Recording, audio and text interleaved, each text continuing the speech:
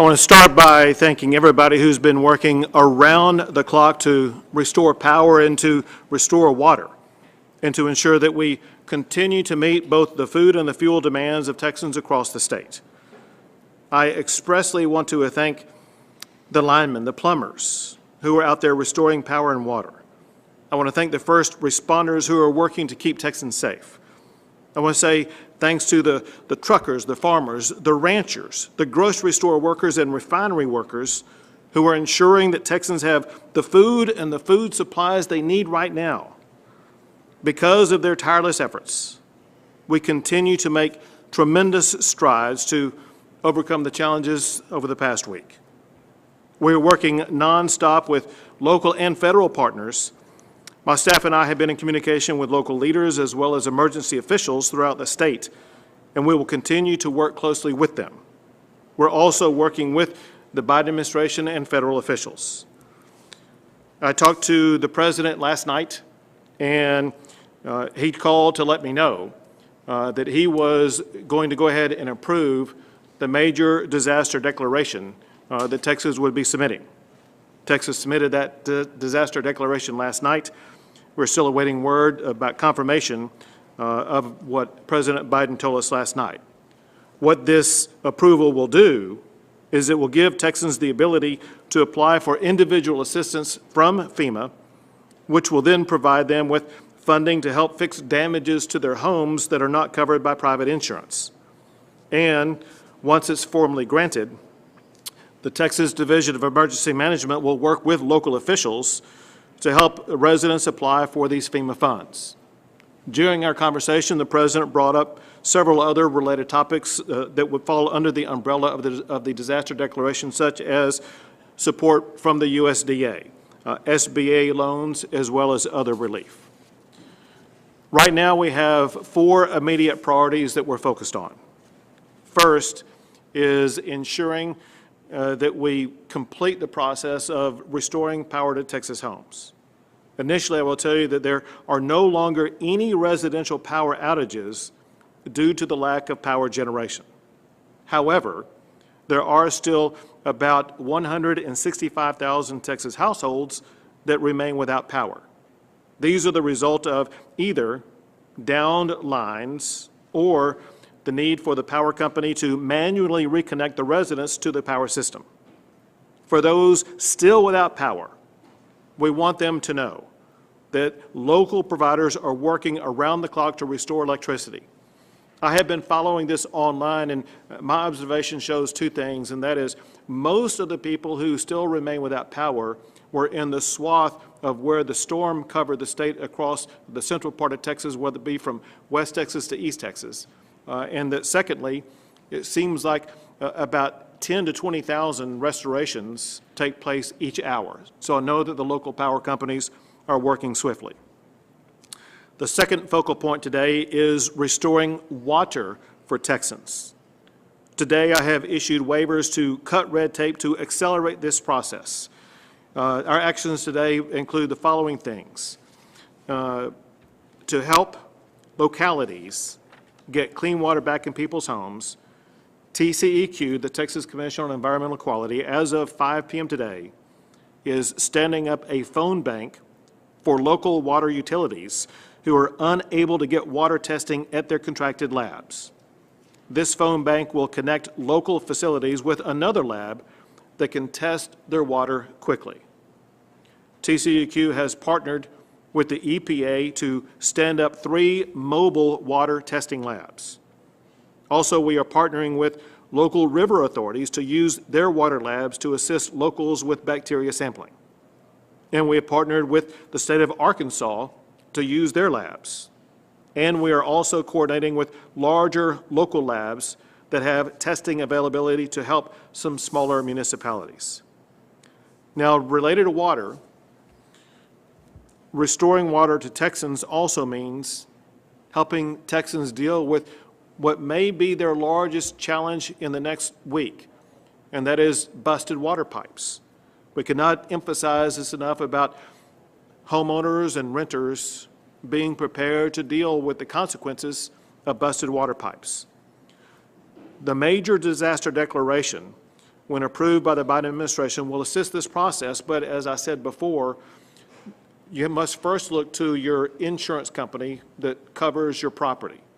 Along those lines, I urge everybody, whether you're a homeowner or a renter, if you have insurance, be sure you're on the phone today, contacting your insurance provider to make sure that they are working with you to assist you in this process of dealing with busted water pipes. If, however, you're not covered by insurance, we're working both with FEMA under the major disaster declaration to make sure you get funds access to you as quickly as possible, but also in talking to some of the local leaders last night, I know that local leaders are working locally to work on advanced funding of some of these operations.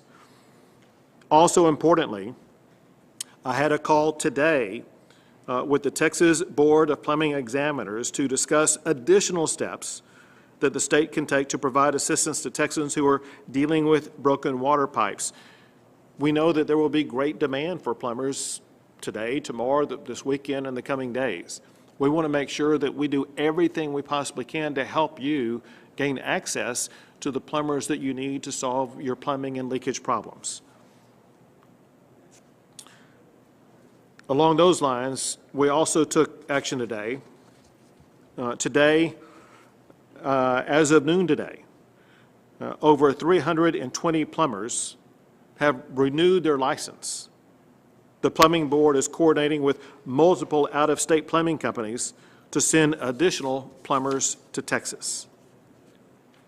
The third thing we're focused on is ensuring that Texans have the food and water supplies they need. We've dealt with similar challenges like this through hurricane after hurricane, so it's something that we are accustomed to doing through the ordinary emergency response.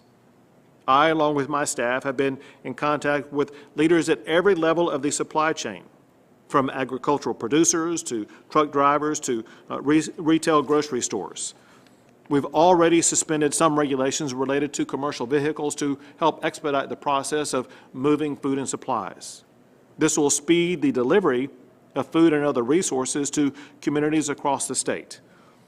Along those lines, I'm taking additional steps to open new fuel supply lines to ensure that our truckers, ag producers, emergency responders, and anyone else that runs on diesel will be able to get food to our stores and supplies to Texans in need.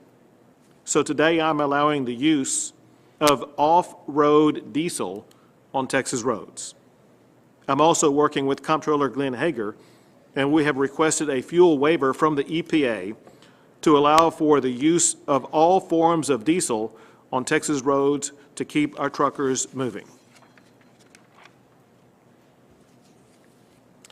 These efforts, combined with the fact that roads are clearing up by the minute, means that our grocery stores and other retail stores will have stocked shelves for Texas families more quickly.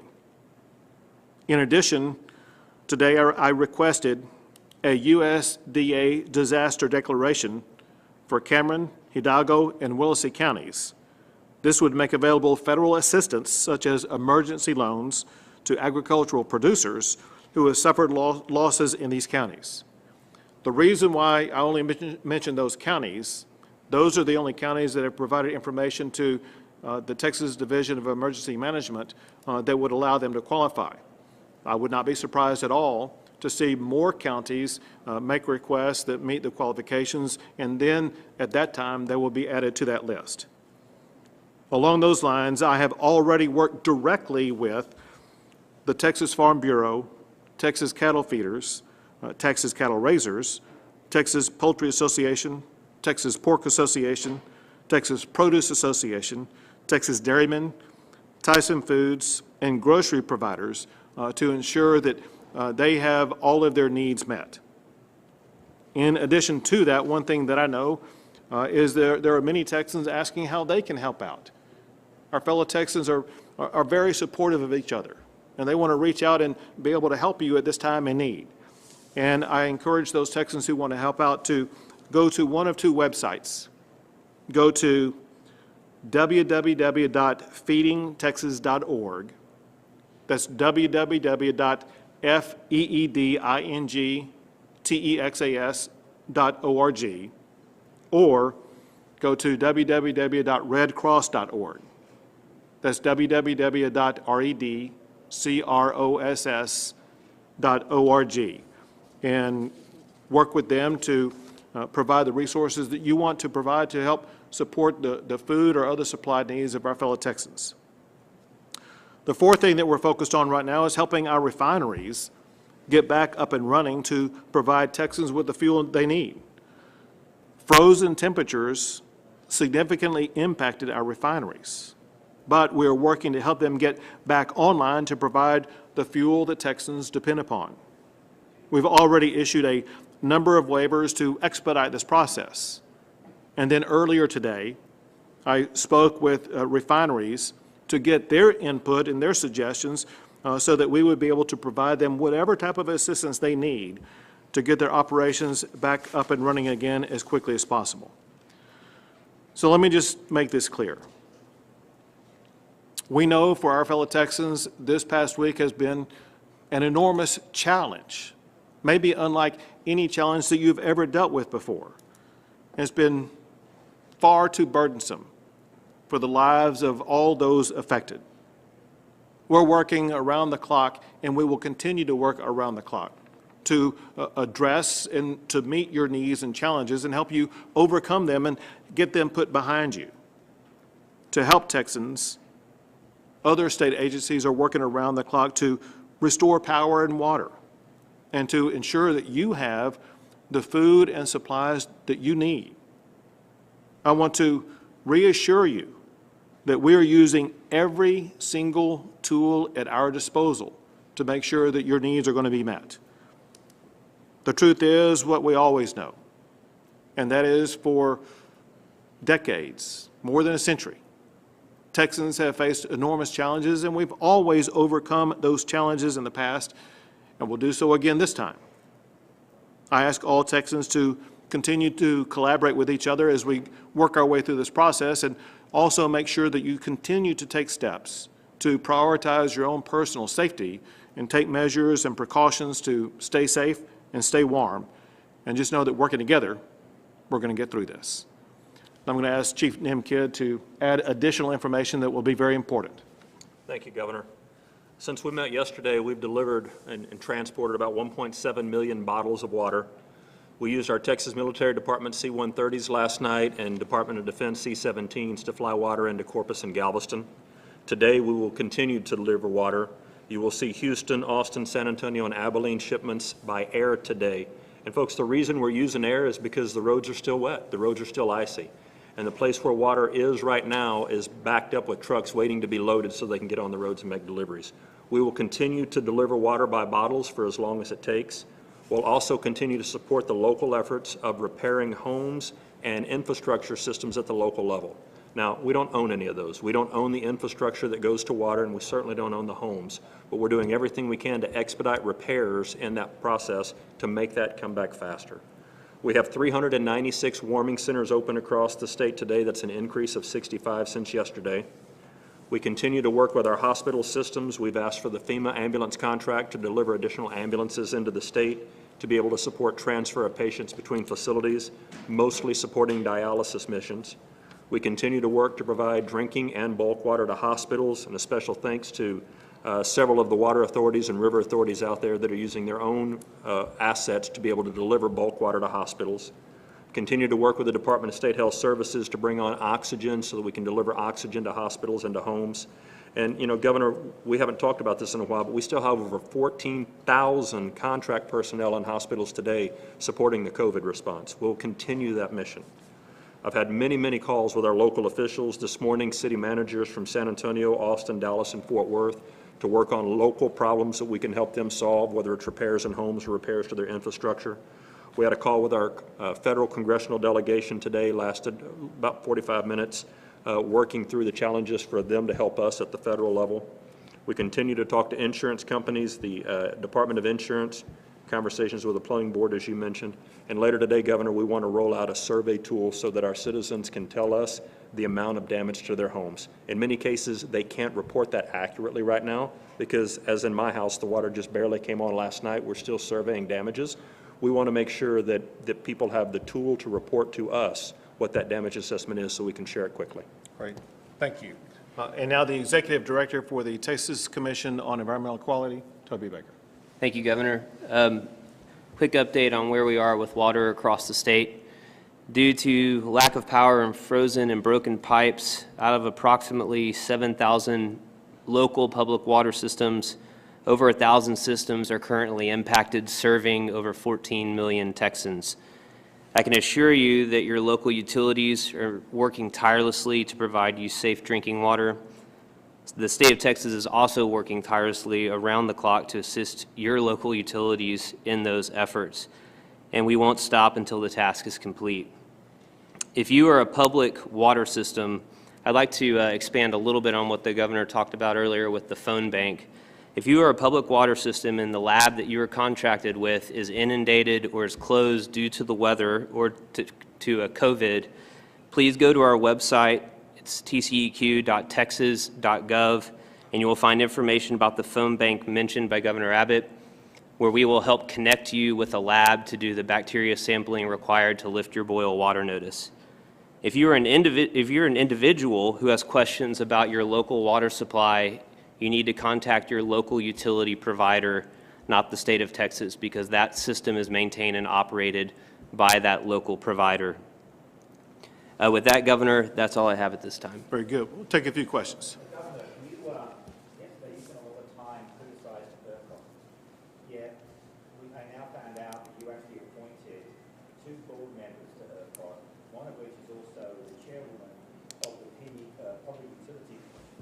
So given that you actually appointed these people since 2017, 2018, what do you say now about your criticism when you yourself actually appointed some of these people who are running that very entity? Sure.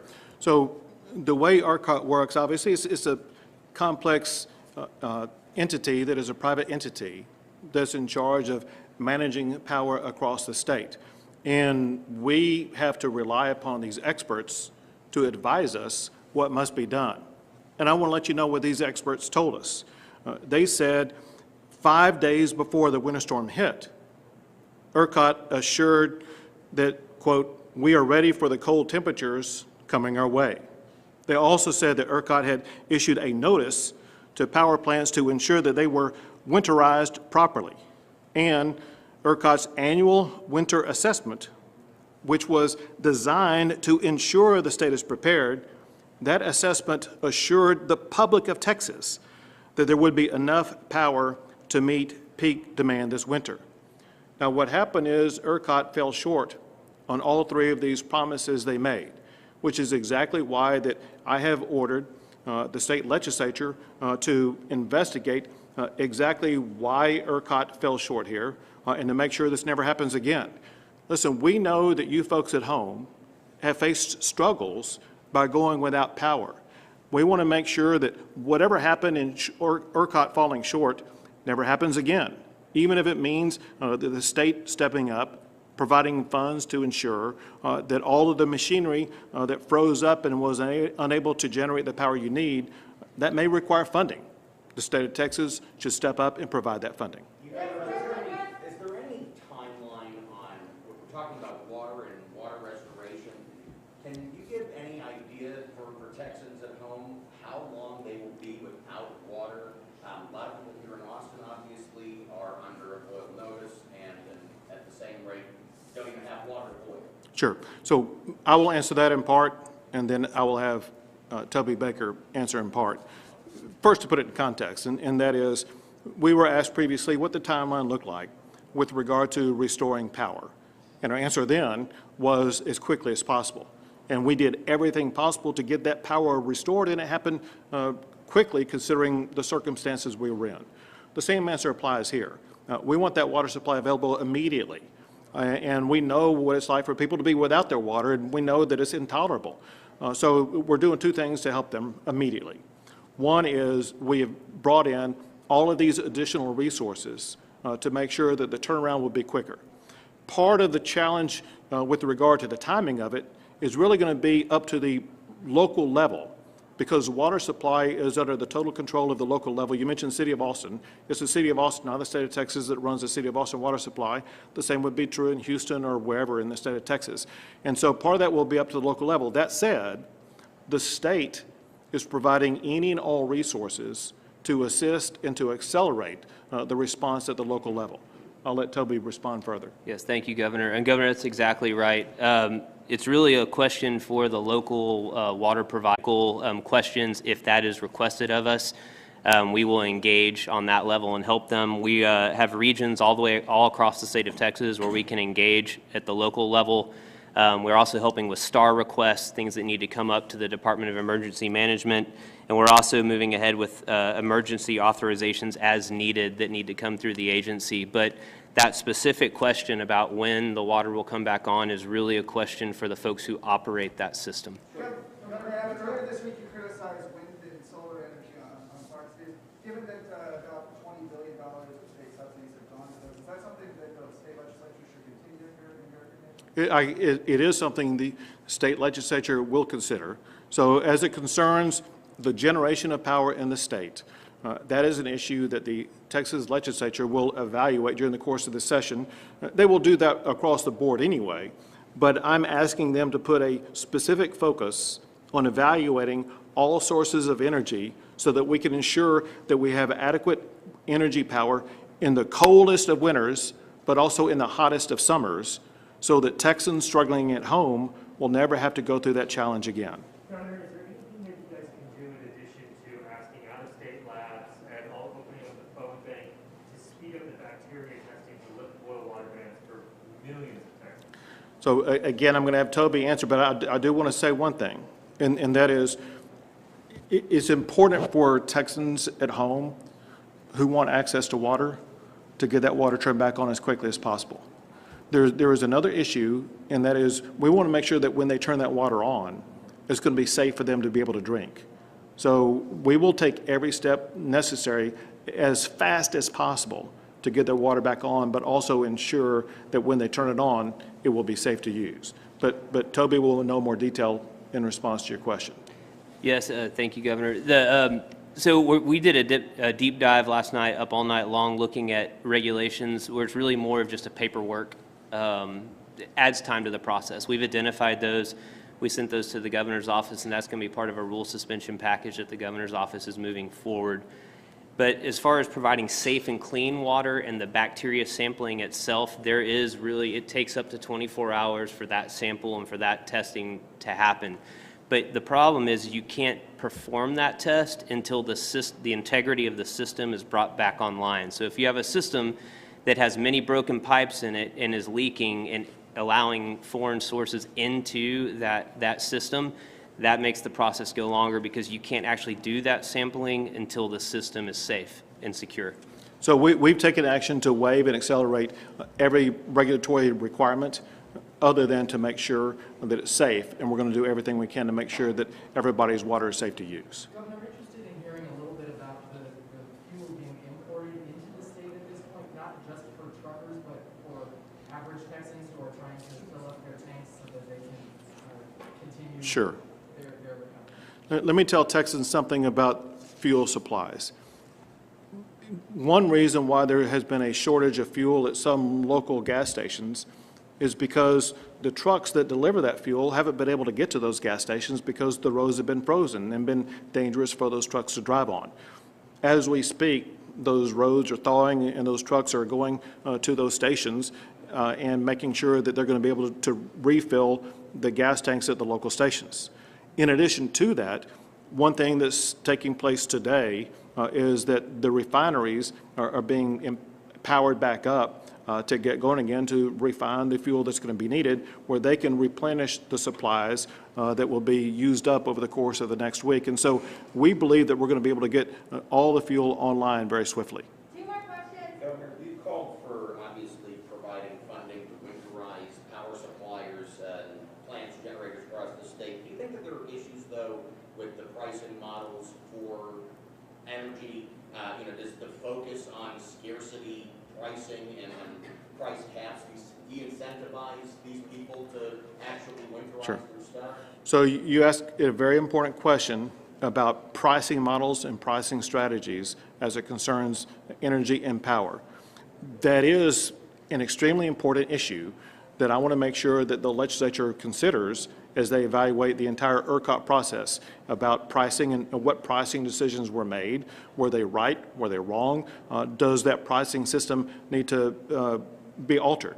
For the people at home, just know what we're talking about, and that is we want to make sure that we have ongoing adequate supplies of power at a price that makes sense, and that pricing model may have affected the ability to generate power. That's something we need to get to the bottom of. Last question.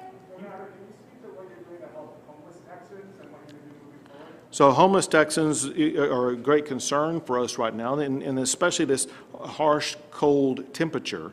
And so we're working with local officials, and this is something also that's provided funding from through the FEMA program as well as other strategies to make sure that we will be able to assist local governments in their response to address the needs of the homeless. It is a priority. We care about all humans out there, especially those who are exposed to the harshest conditions, and we want to get them in a place where they can be alleviated from the situation that they are in.